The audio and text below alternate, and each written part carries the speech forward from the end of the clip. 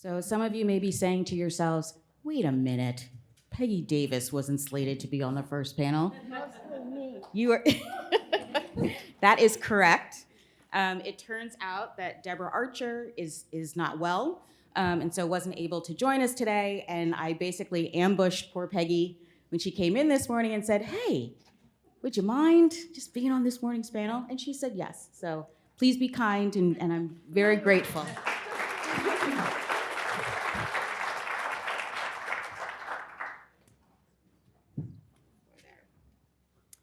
So really the goal of this first panel is to sort of orient attendees to some of the cases and issues that the Roberts Court has tackled that have implications for the effectiveness of the Reconstruction Amendments. And we have a fantastic collection of people to talk about that. I've already told you about Professor Davis, so I'm not going to tell you about her again, but you should know that she is fabulous. So I do want to introduce our other two speakers for this morning. Our first speaker is Professor Adderson Francois. He is the Anne Fleming Research Professor, a professor of law, and director of the Institute for Public Representation Civil Rights Law Clinic at Georgetown Law. Before coming to Georgetown, he directed the Civil Rights Clinic at Howard University School of Law, and long before that, he was an assistant director of the lawyering program here at NYU. Professor Francois' scholarly interests include voting rights, education law, and the history of slavery and Reconstruction. In 2008, the transition team of President Barack Obama appointed Professor Francois lead agency reviewer for the United States Commission on Civil Rights. He's testified before Congress on civil rights issues and drafted numerous briefs to the US Supreme Court, the Supreme Court of California, the Supreme Court of Iowa, and Maryland's highest court. He has published extensively, including as the co-author of the book Lawyering, which he wrote with this one over here, and Professor Tony Amsterdam, as well as numerous articles appearing in journals such as the Georgetown Law Journal and many others. Our second panelist this morning is Professor Serena Mayeri. She is the Arlen M. Adams Professor of Constitutional Law and a professor of history at the University of Pennsylvania. Her scholarship focuses on the historical impact of progressive and conservative social movements on legal and constitutional change.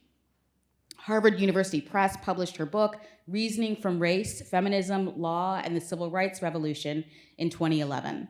The book received the Littleton Griswold Prize from the American Historical Association and the Darlene Clark Hine Award from the Organization of American Historians. She is currently writing a book about the history of marriage titled The Status of Marriage, Marital Supremacy, Challenged and Remade, 1960 to 2000. Her work has appeared in the California Law Review and the Yale Law Journal, and Mayeri teaches courses in family law, employment discrimination, gender in the law, and legal history. As I said, she is in fact a trained historian, and she has a second academic appointment in the Department of History, and she's a core faculty member in the program on gender, sexuality, and women's studies. In 2016, the Organization of American Historians named her a distinguished lecturer, and in 2019, she received the Robert A. Gorman Award for Excellence in Teaching. So please welcome our panelists.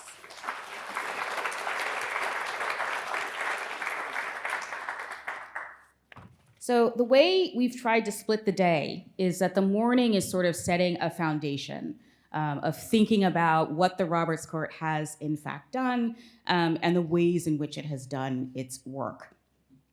So I want to start with something, actually because we have Professor Davis here. What I want to start with is actually a conversation about the idea of neglected stories. The idea, one, that stories matter, right, for purposes of law, and two, that only some stories have mattered. So what was it that inspired you at the time that you decided to write this book, to focus it on these particular narratives? You were probably sitting on your microphone. Perfect. There you go. So professional. Wonderful. I was in family court when I was inspired to start doing research about something a bit broader than what you've asked me about. I realized sitting there as a judge in a very lowly court. So when I say sitting there as a judge, don't be impressed. That things that we know form the building blocks for the law that we develop as we hear cases and interpret principles and expand them or contract them in light of the facts of the cases that we're hearing. And so it became a process of observing stories clashing with other stories, leading to new stories. There were stories of things that had happened to litigants, and there were doctrinal stories. And the doctrinal stories were stories about how you're supposed to deal with things when they happen to litigants. So all of that kind of came together for me in family court. I wasn't using those words then, but when I began to think about the neglect of Reconstruction history, which is something we'll come to in a bit, and something about which others are far more qualified than I to speak, you realize that, as Professor Foner has taught us, we've had a second founding. And that second founding was based on stories not of coming from the old world to the new world and forging on a frontier, but on the overthrow of slavery. And if our reconstructed nation was something growing out of the overthrow of slavery, what did that mean? It meant that the things that people had been subjected to in slavery must never happen again. And that gives you a blueprint. So you have the stories, and you have the thou shalt nots addressed to government and sometimes addressed to us as citizens. Thank you. So I want to get our other folks in on this conversation as well. And as I warned them, I wanted to start this conversation with a very deceptively simple question, which is, when we talk about civil rights in our modern era, what are the rights that you would identify as being most critical to our democracy and to individual citizens right now? Professor Francois, do you want to start us off? Sure. Thank you, Kim. Thank you for the invitation, and it's good to be with you all this morning. I think I want to answer the question in a way that may seem almost sort of strange. I think there are 4 rights I would identify as being critical to our democracy. But I want to preface that by saying that these 4 rights are rights that are not necessarily explicitly protected in constitutional text. These are rights that over time we have tried to address, sometimes fitfully, almost always unsuccessfully, certainly never fully, by legislative action, be it at the federal or state level. But that I identified these rights as being so critical because it seems to me these rights, or the issues that these rights sought to protect, were certainly at top of mind, if you will, for the newly freed people during the short moment of Reconstruction. So the first, and this really goes back to Peggy's work, is the right to family and bodily autonomy. It seems to me that is a right that is fundamental to democracy, even though, as we know from Dobbs, it is still being contested. But certainly, during the moment of Reconstruction, this was indeed top of mind for newly freed people and their families, as Peggy so wonderfully proved in Neglected Stories. I think the second one I would suggest is the right to public accommodation. Again, one that is not necessarily protected explicitly anyway in constitutional text, one that has sometimes been successfully addressed by legislative text, But the interesting thing is that during the moment of Reconstruction, somewhere between 1875 to 1883, the right to public accommodation was arguably the most litigated right in federal courts in many cases that were not reported by newly freed people and produced some of the more interesting judicial decisions during Reconstruction, something that we can talk about later on in a moment. The third, again, which may seem strange because it is certain, most folks would say there is no such right. But I also think that it was top of mind during construction is the right to education. Certainly, during all the conventions of newly freed people that took place at the state level all around the country during construction, all of which tended to end with them sending a petition to Congress. Among the central demands that they always made was to urge the federal government to fund and sponsor public education, and certainly many of the freed people in many of the Confederate states were the prime movers behind the establishment of what ultimately became a public education system in the South. And the last, I think, is the right to political participation, which may include the right to vote. And I say this because even though the 50th Amendment purports to protect the right to vote free of discrimination, it certainly, as evidenced by what the mess that the court has done with the right to vote, it has not explicitly said that there is such thing as a fundamental right to vote. So those four that were so hotly contested, so hotly debated, and such deep concerns for the freed people during American Reconstruction, it seems to me still remain one of the core four pillars of rights that are needed in a democratic society. Thank you. Did you want to add anything? Do I need to turn this on, or is this on? Nope, it's already on. Well, first, I just want to echo the thanks for the honor of being here and being a part of this wonderful event. I think I wanted to say a little bit about some of the relationships between one of the rights that's just been mentioned, the right to family and bodily autonomy, and democracy. I think one of the lessons that Professor Davis's book and body of work teaches us is the way in which bodily autonomy and reproductive justice more generally are really intertwined with democracy.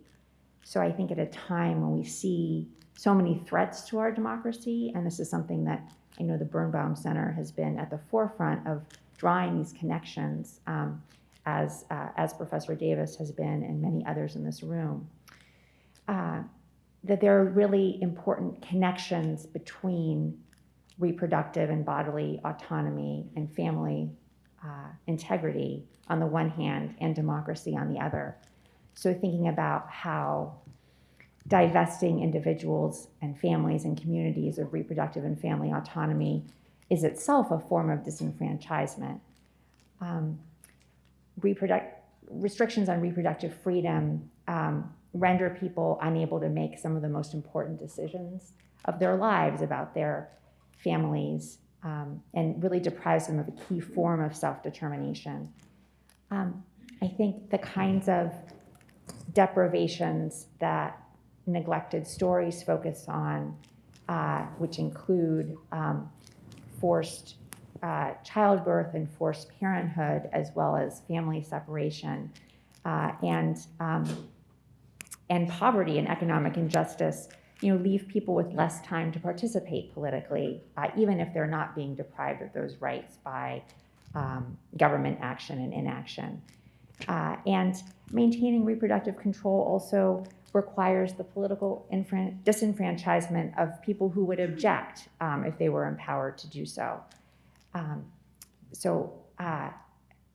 one of the, I think, chilling developments that has come to the fore recently, not just in the United States, but in many struggling democracies around the world, is the connection between those deprivations and the rise of authoritarianism and the ways that authoritarian regimes use questions around reproductive freedom, questions around family and gender and race and nativism to further their quest for power. Peggy, did you want to add anything? So one of the things that I think is really interesting about where you started us off, I'm going to try really hard to be formal and do the professor thing, but it's not going to last, just so you know.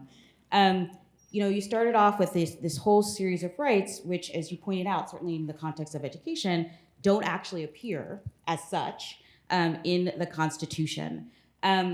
One of the courses that I teach at my law school is a course on South African constitutional law. And if you know anything about the South African Constitution, it is a thing of beauty. It is a post-apartheid constitution. There was an incredible amount of assistance that really went into creating that document. It is a human rights-based constitution. So there are all of these positive rights: a right to education, a right to housing, a right to a clean environment. I mean, things that we would think are bonkers, right, in this country. And so one of the questions that I think is worth asking is the problem here that our courts are failing us, or is it that our Constitution is failing us? Is it the document that simply doesn't do the work that it needs to do? Or do you think it's written in such a way that the right people can do the right things with it? Do you want to start with that one, Peggy? I do. Okay.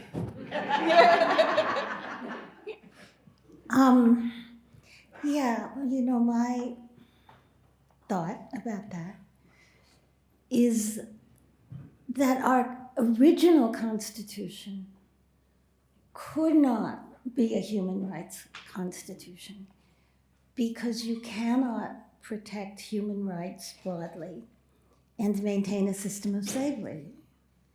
And it probably would have been too embarrassing to write in the Constitution, unless you are a slave or unless you are a person of African descent, you have the following rights. So there was no generally applicable statement of rights. The Bill of Rights only constrained the federal government and didn't explicitly constrain the federal government with respect to the personal rights that we're talking about. And so we were stymied. Now, it isn't only that. After 2 world wars, people got smarter, I think, about writing constitutions and got more explicit as they wrote constitutions. But our old Constitution has the double problem of not having been explicit about human rights and being deliberately silent about human rights initially. And so my argument has always been that that has to be undone. And it can only be undone if we recognize the effect of the Reconstruction Amendments, which was to create a Charter of Liberty that hadn't been created initially, that was applicable to all people. It's that simple. You want to add anything to that? One of the, I think, many contributions that Professor Davis's book, Neglected Stories, makes is that it articulates not just a set of neglected stories that we very much need to have at top of mind in interpreting the Constitution, but I think it also gives us a roadmap for constitutional interpretation and an interpretive method that, first of all, not only looks at the words and deeds and intentions of the framers, though it does do that, I think, in important ways, thinking about what the framers of these amendments, what were the cautionary tales they had in mind, what were they trying to eradicate. Not only thinks about the words and experiences and intellectual contributions of enslaved and formerly enslaved peoples, but also thinks about the Reconstruction Amendments as a set of principles with motivating stories that are not, as the Roberts Court would have it, the sort of basis on which we limit people's rights, rather than looking to 1868 and thinking about what laws states had passed at that point and making those the contours of today's constitutional rights. Instead, often it's about thinking about what mischief, I think as Professor Davis put it, the framers sought to prevent in the future. So the past is kind of, as a number of scholars have put it, sort of as negative precedent, not just as positive precedent. And then also, and just as importantly, thinking about the stories of enslaved and other marginalized people as providing a roadmap for resistance and for overcoming those injustices. Did you want to add anything, Anderson, before? Yeah, I want to pick up on the point that Peggy made, because I think it's obviously right that if the question is where does the failure lie, Peggy is right that the 1789 Constitution simply cannot measure up to the task of protecting human rights, but as Peggy suggested, we don't have one constitution, we have two. We have the 1789 one and the Reconstruction Constitution, and the one that has been completely neglected, the Reconstruction one. You know, I've always, to me, one of the most fascinating sort of comment, if you will, on the difference between the 1789 and the similarities between the 1789 Constitution and the Reconstruction one is, strangely enough, Justice Harlan's dissent in the civil rights cases, right? Because it seems to me that he made, you know, a number of points that are so significant to answer your question. The first is that he acknowledged, as Peggy pointed out, that the whole point of the 13th, 14th, and 15th Amendment was to completely reconstitute the relationship between the state and federal government and to place the federal government as the final arbiter of human rights, right? The second point that he made was that you could not possibly, faced with any question about any right, whether it was family autonomy, education, or voting, or accommodation, you could not answer that question by looking at any individual amendments. Like, even if you were looking at voting rights, you could not focus on the 15th. What you had to do was to read the 13th, 14th, and 15th together. The next thing that he said is that the whole point of reading the 13th, 14th, and 15th together is to try to understand what exactly were the new founders trying to do. And he said, and I think the phrase that he uses is that he says they were trying to establish a new right. And he says, he called that right the right to civil freedom. He said that when they wrote the Citizen Clause in the 14th Amendment, they meant for it to contain something. They may not have explicitly said it, but they did. And it was this notion of civil freedom that now it was the business of the court to decide and figure out what did civil freedom mean. And the last point that he made, which I think is very important, is that he said, look, if you're going to be honest, the whole point of the 1789 Constitution, at least one of the points, was to be in the service of slavery. That, and it was very effective at doing so. So now you have the Reconstruction Amendments, you have to understand that, in fact, it is there, if you will, in the service of civil freedom, and you have to be as aggressive, as dedicated, as relentless in protecting civil freedom as you were in protecting slavery. Which I think is an extraordinary document. It's a very long dissent, one that sometimes we don't pay enough attention to. And it's a dissent. Exactly. Something that I think is greater than his dissent in Place versus Ferguson. But, you know, that's the way, at least I would try to answer the question. Yeah. So let's talk about cases then. And in particular, and I know that this is a hard question, can you talk about a case where the majority opinion, not a dissent, a majority opinion that uses these amendments, any one of them or all of them together, in the way that you think should be the standard that the court uses? Tell me a time when they got it right. No, I can't. It's a disagreement that Peggy and I've had, for the last 20 years. I can't, because I insist that the only case that I can cite to you is a dissent. Yeah. Is Holland's dissent. And this is a quote directly from the opinion, which I think is extraordinary. This is what he said in the opinion. He said, quote, "I insist that the national legislature, Congress, may, without transcending the limits of the Constitution, do for human liberty and fundamental rights of American citizenship what it did with the sanction of this court for the protection of slavery and the rights of the masters of fugitive slaves." And he made that quote in the context of trying to decide whether or not Congress had the power under the 14th Amendment to prohibit discrimination by private actors, the so-called selection doctrine. He said, and he said the selection doctrine that the court invented in the majority opinion in the civil rights cases in 1883 was nonsense. So I'm sorry, I can't answer the question. I don't think I can point to a majority where the court got it as right as Holland did in his dissent in the civil rights cases. But, I know a lot of folks will disagree. Does anybody want to disagree? I don't want to disagree. And I, too, I think, look to dissents more than to majority opinions to find principles that are worth preserving.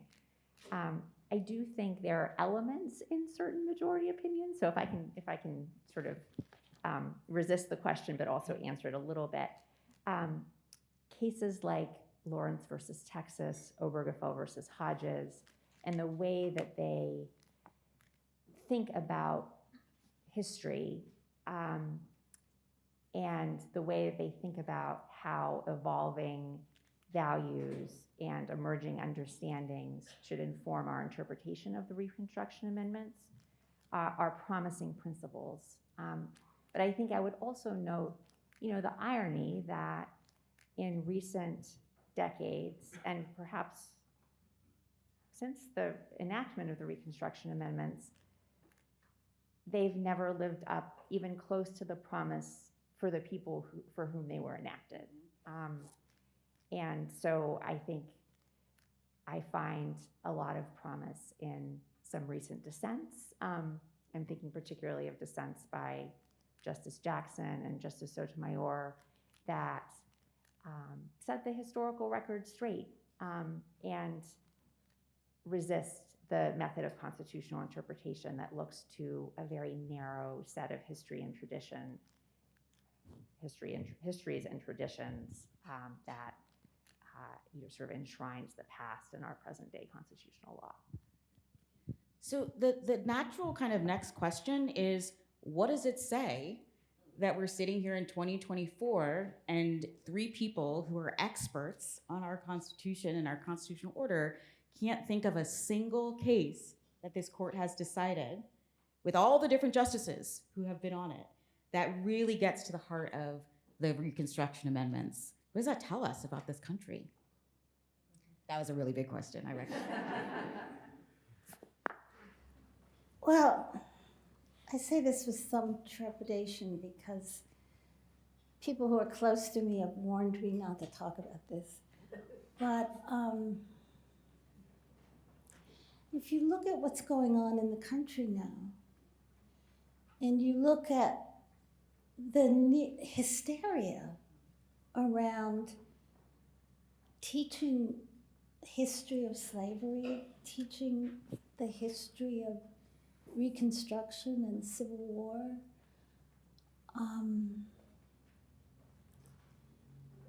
you begin to suspect, you begin to have cues about the nature of the resistance. And I want to back up a second and thank you for raising the two cases that you just raised, because in working with the word liberty, there has been some effort to go beyond the conservative mantra of history and tradition.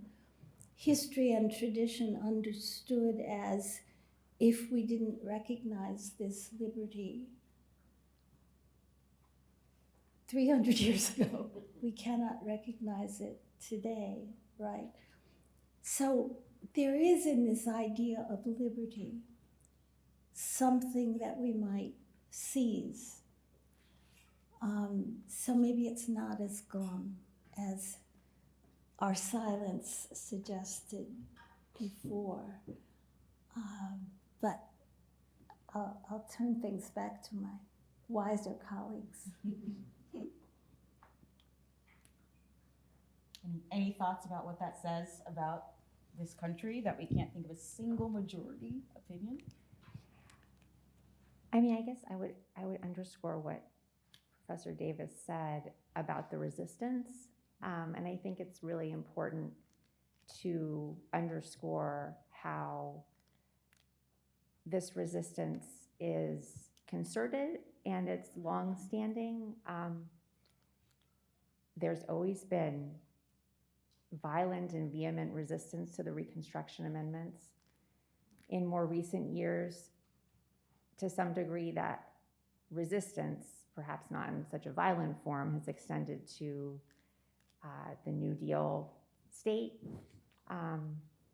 And certainly there's always been resistance to what some people have called the second Reconstruction, the changes that weren't enshrined in constitutional amendments in the 1950s and 60s, but were a major set of constitutional changes. That resistance has been fierce, and over the past several decades, has taken the form of a concerted effort to take over the federal judiciary. And in some sense, that's why we are where we are, I think, with,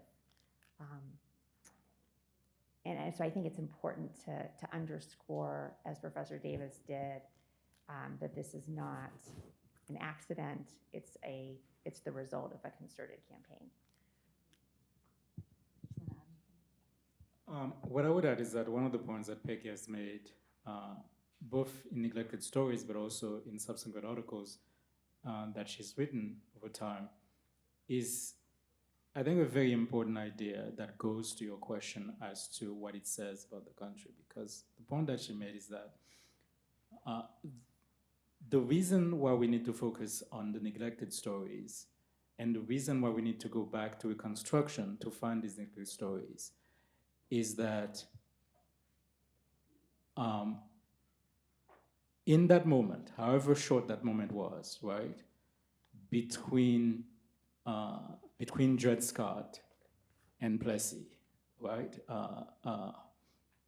between the charnel house of Gettysburg and strange fruits hanging from southern trees, between the cotton plantations and segregated drinking fountains. The old world of chattel slavery had fallen apart into pieces, but had not yet rebuilt itself into what would become the new society of racial apartheid. And in that moment, however short it was, everything was in flux, everything seemed possible.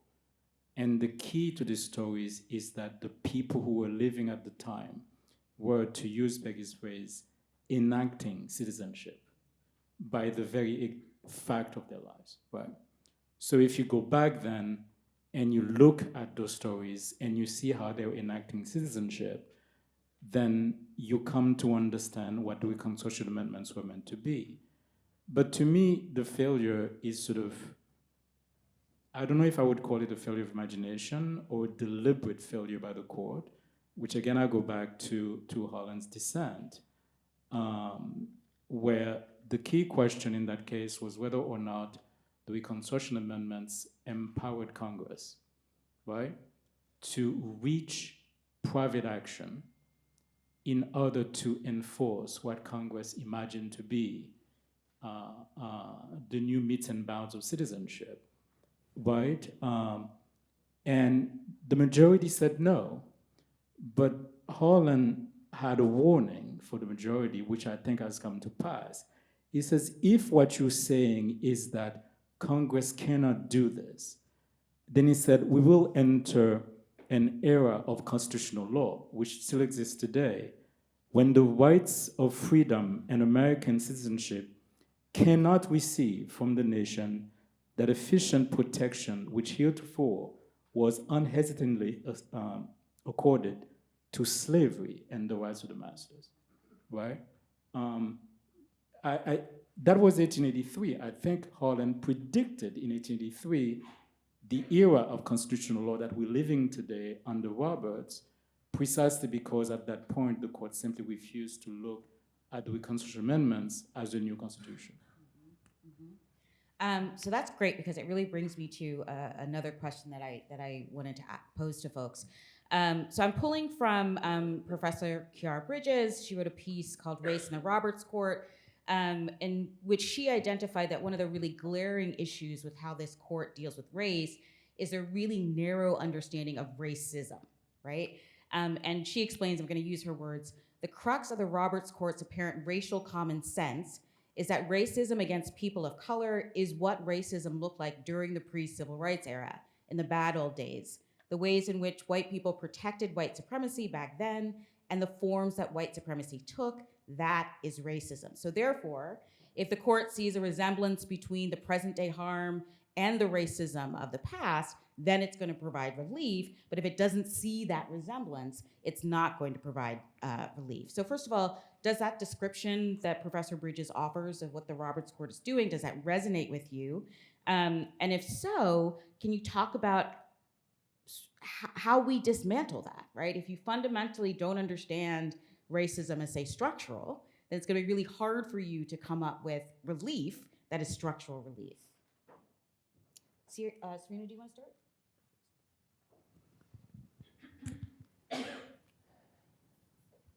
So I think I have two maybe disparate thoughts. I mean, one is that, again, I think it's important to understand that the Roberts Court, or the majority, the supermajority of the Roberts Court, I think it would be a mistake to regard their conception of race and what is remediable as sort of a good faith interpretation of our history. And so I'm not sure that it's possible to persuade people who are determined not to see structural racism and a history of inequality as having a bearing on what should happen going forward. I'm not sure that that's a project that is going to have a positive outcome.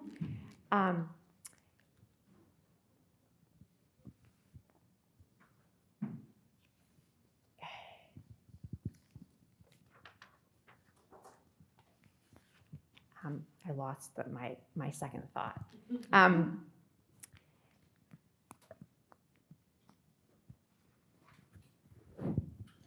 I think it's obvious to anyone who has studied history that the Roberts Court's interpretation of efforts to overcome past injustice as being equivalent to or the same thing as pernicious racial segregation and discrimination and oppression is in some ways difficult to respond to if one is taking it at face value as a good faith interpretation. So I think it's been really important the degree to which at the Supreme Court level, people like Justice Jackson, Justice Sotomayor, Justice Kagan have called them out on the historical errors that they've made, and the errors of constitutional interpretation, and really the moral errors that they're making in drawing these parallels. And I think one of the important weapons against that strategy is one that actually Professor Dorothy Roberts wrote about in a response to Professor Bridges' wonderful foreword, which is to relentlessly point out the real historical resemblances between the kinds of injustices that were going on during the time period we're talking about today and those in the present day, and the connections between those past injustices and the ones that persist today. I have a thought, and thank you, that's really helpful. But I think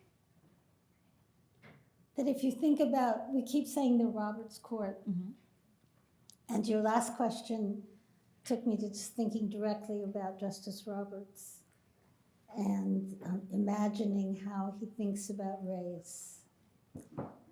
And I don't know. I think the idea of denial is something that could explain his stance. I don't think it's conscious hostility, but it's denial, which is impenetrable, really. But he says, you know, the only way to get rid of racism is to not talk about race. Well, So easy. yeah, everything structural continues.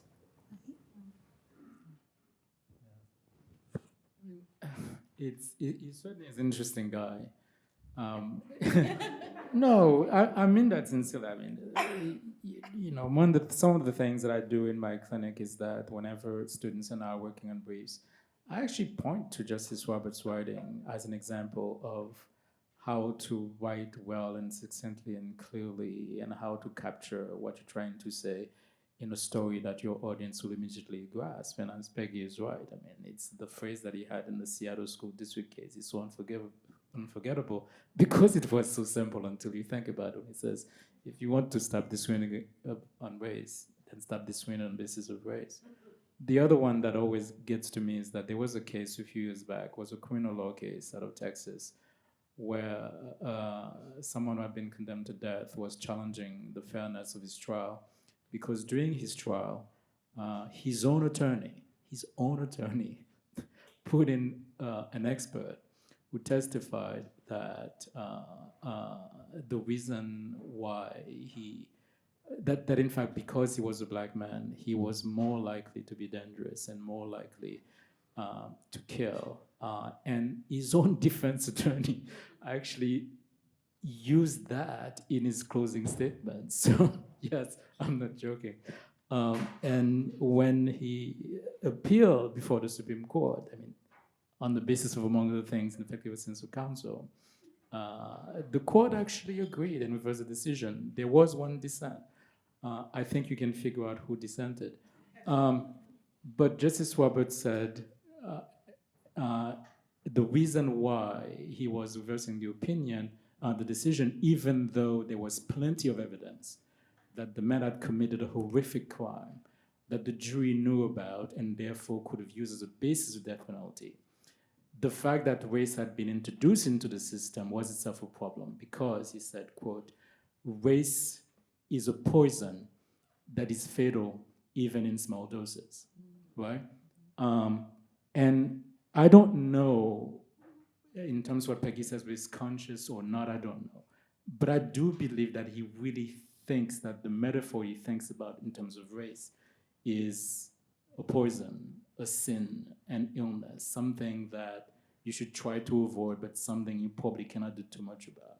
you certainly will never find, to go back to your question, in any of Robert's writing, the metaphor of a structure, the metaphor of a house, something that we build over time, deliberately, consciously, and every once in a while we've rearranged the furniture in the house, but the house still stands. Since we were talking about Chief Justice Roberts, I want to talk about another justice, our good friend Clarence Thomas. And it seems to me that Justice Thomas takes, and this is me attributing feelings to him, I don't know this man at all, but takes almost enormous pleasure in being a voice of sort of denying racism in this country and in reshaping the narrative of this country's history. I mean, I'm sort of thinking about Nikki Haley, who let us all know not so long ago that this country has never been racist, and it certainly isn't racist now. Okay. So can we talk a little bit about the work that Justice Thomas does on this court, particularly before Justice Jackson joined, where he was sort of the voice of race on the court, and what that has sort of meant for some of these decisions, and in particular, that somebody could write that the Freedmen's Bureau was a race neutral response to anything is quite shocking. So, anybody want to talk about Justice Thomas? I mean, we don't want to, obviously, but it's really important because I do think that what he says, in particular in sort of conservative spaces, gets used as, well, Justice Thomas says that, abortion is eugenics. Justice Thomas says that affirmative action is discrimination not against Black people, right? It is a way of making Black people look and feel less than, right? And there's a real power in that, I think. Addison, help us.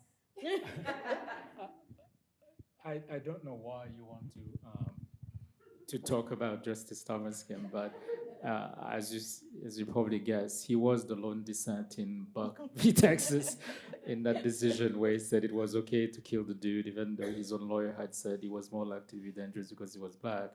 What always strikes me about Justice Thomas, whenever I read his decisions, not just in criminal law cases, but it's how much his view of history, his view of Reconstruction, and I think the most outrageous, of course, is what he said about the Freedmen's Bureau, sort of mirrors, right, the views of Democrats in Congress during Reconstruction when the early civil rights bills were being debated. I've always been fascinated by a particular piece of statute that, for all intents and purposes, became dead. The 1875 Civil Rights. The 1875 Civil Rights Act, which was designed to ban discrimination in public accommodation, and had it passed in its original form, according to what Sumner proposed, would have banned discrimination in public education and in private education. And a lot of the issues about the Freedmen's Bureau came up during those debates, and those debates were so interesting because it was the very, very first time, right, when there was a significant presence of Black people in Congress debating these issues. It wasn't so during the 13th or 14th. It wasn't even so during the 1866 Civil Rights Act. It wasn't so during the 1870 or 71, but 75. You had a relatively huge core of folks who were there. They were in the room when it was happening. And the debate was always what Justice Thomas is talking about, right? Because whenever issues of the Freedmen's Bureau came up, whenever issues of race would come up, whenever issues of public education came up, and why it was necessary to have an affirmative action toward it, the response in those debates by Democrats in Congress was, you're obsessed with race. What's your problem, right? It's time to move on. And sometimes they would also point out, why is it that you're so concerned about the new freed people when in fact you've done very little, if anything at all, to help the poor white widows who lost their husbands and their sons in the war. What Justice Thomas is doing, and I don't mean this as an insult, I mean, it could be that, I don't, it could be that he honestly believes that, he is simply picking up, right, where the Southern Reconstruction Democrats in Congress started during the early debates of the Civil Rights Act. And he just continues picking up the ball and running with it, which I don't know where that is coming from. I will give him the benefit of the doubt that he believes honestly what he's saying, but it's sort of strange. So I feel like I've been overly negative, so I'm going to say something positive, but it's not going to be about Justice Thomas, sadly. I just wanted to underscore something that I think was implicit in your question, which is the degree to which Justice Jackson's presence on the court is really, really powerful, I think, for a whole set of reasons. In some ways, the least of which is being an antidote to Justice Thomas, but nevertheless, I think it's an important role. And I just wanted to mention, a few of the ways that that's manifested itself in just the short period of time that she's been on the court. One thing that I think has come out both in oral arguments and also in her opinions, her dissents, unfortunately, is that she treats Reconstruction like the second founding. And she sometimes is willing to talk back to the originalists on their own terms and say, actually, here's the legislative history. The Freedmen's Bureau was a race-conscious, this shouldn't have to be said, but the Freedmen's Bureau was a race-conscious effort to try to avoid the retrenchment that everyone saw coming after Reconstruction. At other times, I think she has pushed back against the use of history and tradition as the measure of what our constitutional rights should be today. She's done that in dissent. She and Justice Sotomayor and Justice Kagan, to some degree, too, have, again, sort of enumerated the history, the real history, if I can say that, underlying these amendments and what has come after, which, contrary to what the Roberts Court often portrays as a kind of narrative of progress, we're sort of past this now. They really have foregrounded the legacies of enslavement and Reconstruction and Jim Crow and beyond. And I think we can also sometimes even see Justice Jackson's influence in majority opinions, mitigating maybe the affirmative action cases a little bit. In Allen versus Milligan, there we see Chief Justice Roberts for once, I think, taking a somewhat different position on the Voting Rights Act than he had done in the past. So that's sort of the positive spin, I think, is that we're in a new era now that she's on the court. I feel a certain sense of like maybe I should say some positive things, but I'm not going to. So I'm going to open it up for questions in just a minute, but I want to ask I want to ask one last question before they do that, and this is really directed towards you, Professor Mayeri, and also Professor Davis, because it is so rooted in questions of sort of family and bodily integrity. One of the things that I think was being set up in Dobbs is a fundamental shift in how we think about who is a person and the risks that are involved in that shift. So the idea of really foregrounding fetal life and the state's interest in potential life and the state's power to protect potential life has really significant implications for the bodies of people who are capable of being pregnant, particularly for people who are low income, for women of color, where we already see the use of law to demand things of those bodies that are different from other people. And I want to just talk about that a little bit, about whether you too read Dobbs in that way. And if so, what are the things that we should be worried about that come next? Well, I do see it in that way. I do see it in that way. I mean, there's just language in the Dobbs opinions that resonates with a consciousness of potential life as life to be protected. And that's just a tremendously difficult issue, frankly.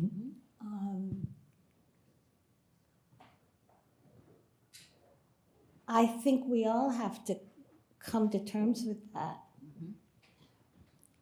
And what frustrates me when I see that emerging is the realization that those who express such concern for unborn life are not prepared to support those lives should they come to be.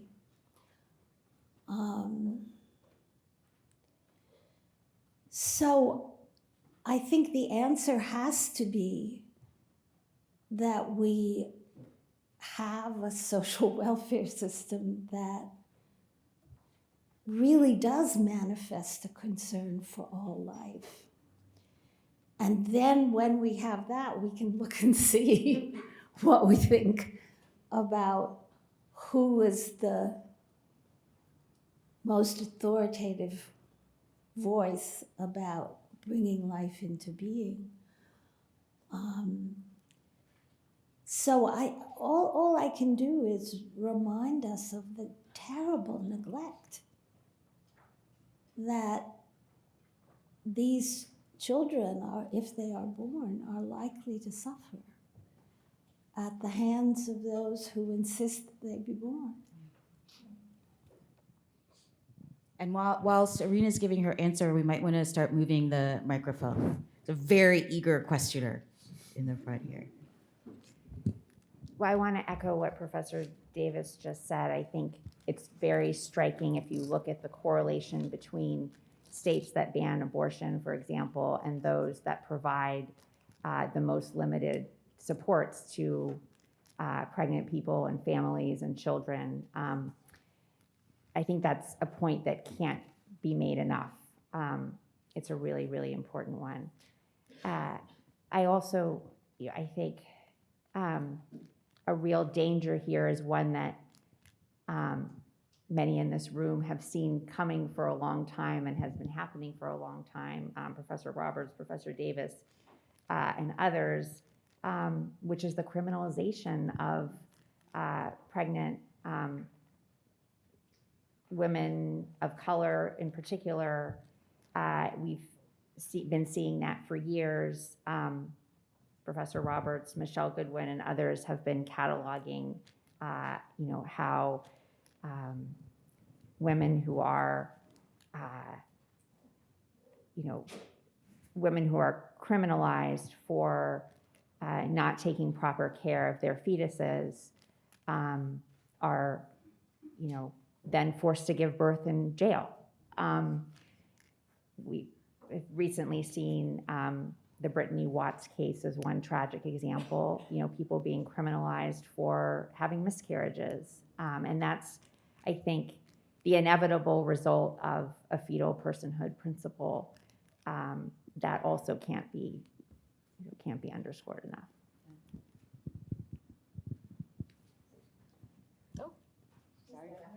Absolutely. Hi, Sonia Diaz, UCLA. This has been fantastic. One of the things that I've been thinking about is this racial resentment around this replacement theory and the changing demographics as it relates to bodily autonomy, being that white non-Hispanics are both aging at a rate higher than other communities in this nation, and also don't have a positive birth rate, right? Are declining and will continue to decline. So I guess my question for you is thinking about the southern states during the second constitution as having demographics that are kind of in alignment with what we're seeing nationally. And that is, to your point, similar to the past, and how the Roberts Court is looking at this demographic transition, both in terms of who is here and then who is trying to come and cannot come. In this context, would just love to hear your comments. Anybody want to take that?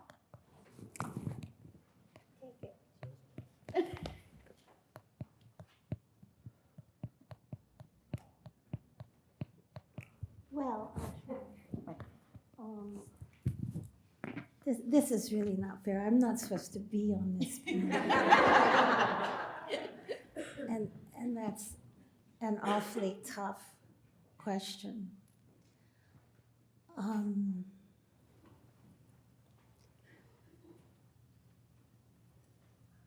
Replacement theory and control of reproduction. You know, this is an argument that surfaced in the Dobbs case. And it had questionable impact, I think, because the notion that right-to-life people were trying to influence the demographic makeup of the country was something that the court recoiled from in shock. And I suppose one thing that's behind your question is that that's too bad. It's something we ought to face and think about. To what extent should we worry about legislated control of reproduction? And to what extent is it legitimate to pay attention to efforts to maintain certain populations and reduce other populations? I'm not personally persuaded that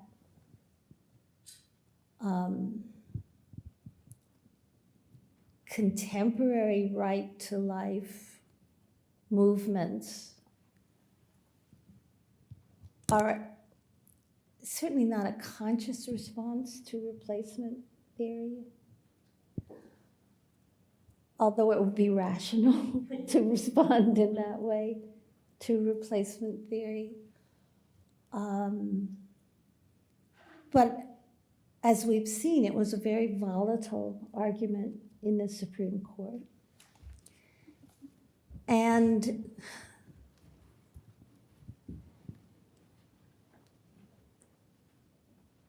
I see no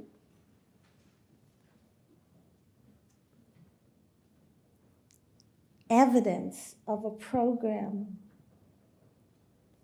to promote birth only among white Americans, which is what one is suggesting in that argument.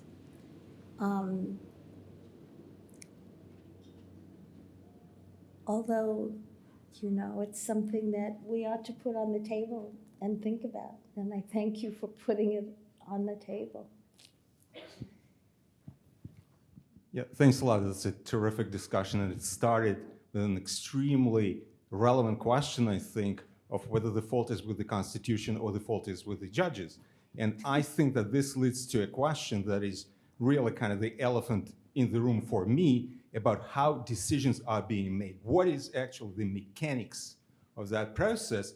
And I'm very eager to ask about it because in my personal experience, I had a lawsuit that has nothing to do with race, it has to do with First Amendment, speech rights, and what federal judges did, and it was like 2 judges and then a whole bunch of appellate judges, is my lawyer gives them a set of argument, the government's lawyer gives them a set of arguments. I, as a plaintiff, expect the judge to kind of do a lady justice thing and put on one tray of the Lady Justice's scale government's argument, on the other one my argument, see which way the scale moves, and declare the winner. And nothing of the kind happens. Judges replace parties' argument with what they call sua sponte argument. And when I sued judges for fraud, they said... Is there a question? Yes, yes. In Pearson against Ray, we judges gave ourselves the right to act from the bench, quote unquote, maliciously and corruptly. So we treated you fairly, corruptly and maliciously. What do you want? And so it seems to me that the disconnect between the Constitution or whatever body of law and its implementation when it goes through judges is sua spontis, which is kind of the escape path to decide whatever the heck they want to decide, and that is why we're talking about the Roberts Court versus some other courts, or Obama judges versus Trump judges, and all this stuff. So somehow, my Again, question is there a question? Yeah, yes, my Can we question... get to it now? Okay. Great. My question is, why isn't this discussed by academia or media? Because I keep trying to ask people, and I get no traction at all. Well, we can assure you that in academia, the subjectivity of judging is on the table. We talk about it all the time. Absolutely. Yep. Can I go back to the question about the Roberts Court and Reconstruction? And I want to go back to the question that was asked about whether this court sees racism. And I want to suggest that maybe the Roberts Court does see racism and does understand itself as a Reconstruction court, but the difference is that it understands the victims of racism as being entirely different from what we might imagine them to be. And so I'm reminded of the Biden versus Nebraska oral argument where the Chief Justice asked a question about whether or not it was fair to the lawn care entrepreneur who had never gone to college and therefore was ineligible for student loan relief, but had made his way and started his business and got no kind of federal loan relief. He left aside that this person would likely be eligible for PPP relief during the COVID years and probably could have any business losses discharged in bankruptcy, unlike student loan debt. But it seemed clear that the person he imagined as the victim of this fundamental unfairness was a white person. So are we in a moment where we do have a Reconstruction court? It's just the civil war they are fighting is one where white people are the ones who have lost ground, and they're trying to remedy and redeem that. Well, that's depressing.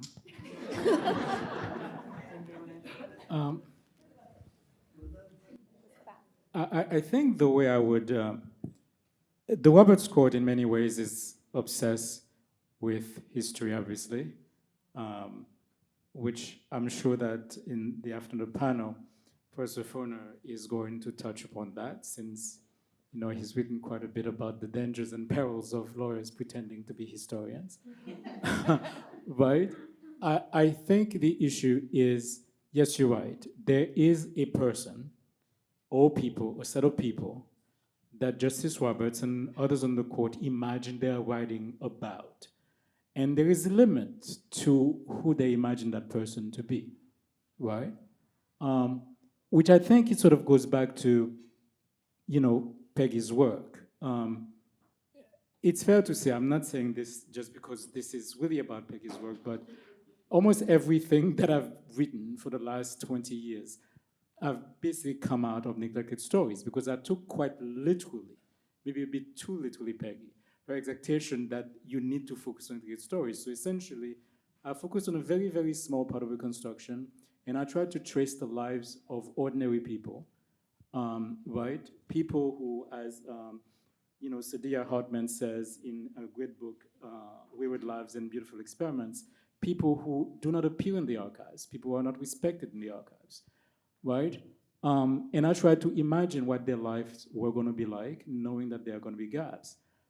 I don't think these sort of people, who are real people, who lived during Reconstruction, in fact, who the evidence of their lives during Reconstruction were far more important than the people that Justice Roberts or Justice Thomas are concerned about, right? I don't think they exist in his mental universe. And this is not necessarily a criticism of him as a person. We all have those blind spots, But it's extraordinary to me in reading the court's opinion in its fifth attempts at doing history, in its awkward attempt at doing history, and I think I can call it awkward because I'm not a historian myself, and even I can recognize why it's so awkward the way they do it, is that they have made very, very little attempt, if at all, right, to imagine the people that Peggy was writing about, or to imagine the people that Cedia Hartman was writing about when she's writing about the young black girls in 20th century Philadelphia. And I think that's a problem, because I think that there is far more progress to be made instead of searching for some mythical original meaning based on the text of what people at the time thought. There is more progress to be made if, as Peggy suggested, you try to look at the evidence of the actual lives of certain people, because what they were doing says a lot more about the meaning of the text than that mythical sort of meaning you're trying to find. Do we have time for another one? I just feel compelled to say something about the replacement theory question, that I think it is important, even if we don't have evidence that that's one of the reasons that anti-abortion activists are motivated now, but it helps to correct Justice Thomas's false view of the role of eugenics and abortion, which never happened. And if anything, anti-abortion, the history of anti-abortion has much more to do with promoting white births. So that correct, to think about that, I think is important.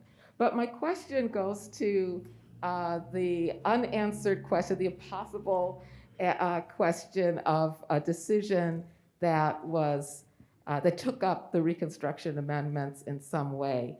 And I was thinking of Loving versus Virginia, because that is a decision that I see as a civil rights decision. I don't think it was really a freedom of marriage.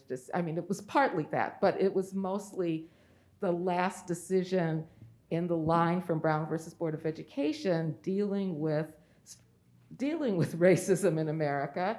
And the court explicitly rejected Virginia's excuses for upholding the racial integrity law of 1924 in Virginia, and in a way that we don't see the court doing today. It rejected the idea, well, white people can't marry black people, but it's equal application. Black people can't marry white people can't marry black people. They rejected all of that. They rejected the idea that God separated the races, and it's the interference of human beings today that are messing up the racial order. And then it explicitly stated that the reason why the law violated the Equal Protection Clause and the Due Process Clause was because it was a measure to maintain white supremacy. So in a way that the court doesn't do today, it got to the real reason. And in response to Melissa's question, it asked whether or not these were laws to support white supremacy, not whether they were laws that unfairly treated white people. And so I just wonder, I don't think Loving went far enough, and that's why just a few years ago, people had to put down their race to get a marriage certificate in Virginia and other states. But what about just that basic reasoning of the court that the 14th Amendment applied to laws that maintained white supremacy and was designed to invalidate them? Yeah, that's it's a whisper in Loving. I've searched elsewhere in the court's opinions for reference to white supremacy. That's why I like Loving. It's the only one that Not does. there. And understanding that this was a system built on white supremacy was the best reason for the result. but it evaporated. And it was only a whisper. And, I thank you for raising it at every opportunity if you do. Because one of the answers to reversing some of the regressive opinions that we're seeing is an understanding that there is such a thing as white supremacy and that law should address it. And I thank you too for the historical correction, because there's evidence that you understand better than I that keeping the white population high was at times motivating these laws. I wonder about today, but certainly there is that historical record, so thank you for that. So technically I should stop now, but Shirley's way in the back and she can't get to me. So I'm eating into your break just a little bit because we have one more question. Hi. Somebody who's being very patient. First of all, not a lawyer. I'm a scholar of 19th century American literature and culture, and I work all the way uptown at CUNY in Hunter. And it's so nice to be in such a lavish place. My goodness. Well, one day your property taxes will be ours. Two quick things. One quick thing and one medium thing. So the quick thing is actually, Addison, what you were saying about the 1875 Civil Rights Law, in fact, they were being at best disingenuous, right? Because in 1864, 1865, the Democrats, both North and South, their slogan was, the Union as it was, the Constitution as it is, right? So they're not saying, and they're saying, the Democratic Party is the white man's party. So when they're going on record in Congress and saying, I don't understand why you're so obsessed with race, they're just lying, right? That they actively support white supremacy in the public sphere. And it's only when they get into Congress that they realize they have to play nice. But the other thing I want to say, and Kim, when you raised the South African Constitution, made me think about not the federal constitution, but the Reconstruction state constitutions, North Carolina, South Carolina, where Black people are either actually in the majority, like South Carolina, it's 58%, or there are, it's a very, very large minority. And there you see Black and white radicals working together to say, well, we have these Confederate constitutions that obviously we just have to throw out, and we have to start all over again. And you look at the North Carolina Constitution that guarantees public education for everyone, and you see integrated schools for the first time, that guarantees all of these rights, not just for formerly enslaved people and formerly free Black people, but for everyone, and recognizes that poverty among white people is one of the, is sort of being weaponized against Black people. And so what we have to do is raise everyone up so that we have a truly equal society. And I guess my question is, what would have happened if they had thrown out the Constitution altogether, as had to happen in the southern states? Because the only extant constitutions they had were Confederate constitutions, and that Black people had a powerful voice in reconstituting what civil society looked like. It's an impossible question, right? Because as the amendments are going through, there are no Black people in Congress, because the amendments have to go through in order for there to be Black people in Congress. And even the radical Reconstructionists didn't think about it. But just as a thought experiment, can we imagine a constitution that would be more like the South African Constitution, that would be a civil and human rights constitution? Yeah, it's a wonderful question whether the constitution's short-lived, right, during Reconstruction, that were created by those integrated bodies should be models for us. Of course, I'm terrified of a constitutional convention, what would happen in this country. I have no idea. But it's a beautiful thought experiment. And I don't think we've done enough work, and thank you for recommending it,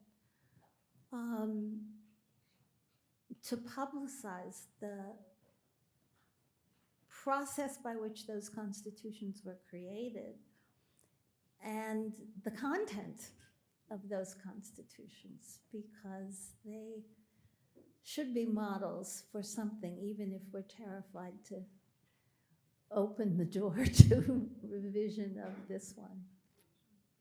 So I feel like that is sort of ending on a positive note in some ways. Can you thank our speakers, please?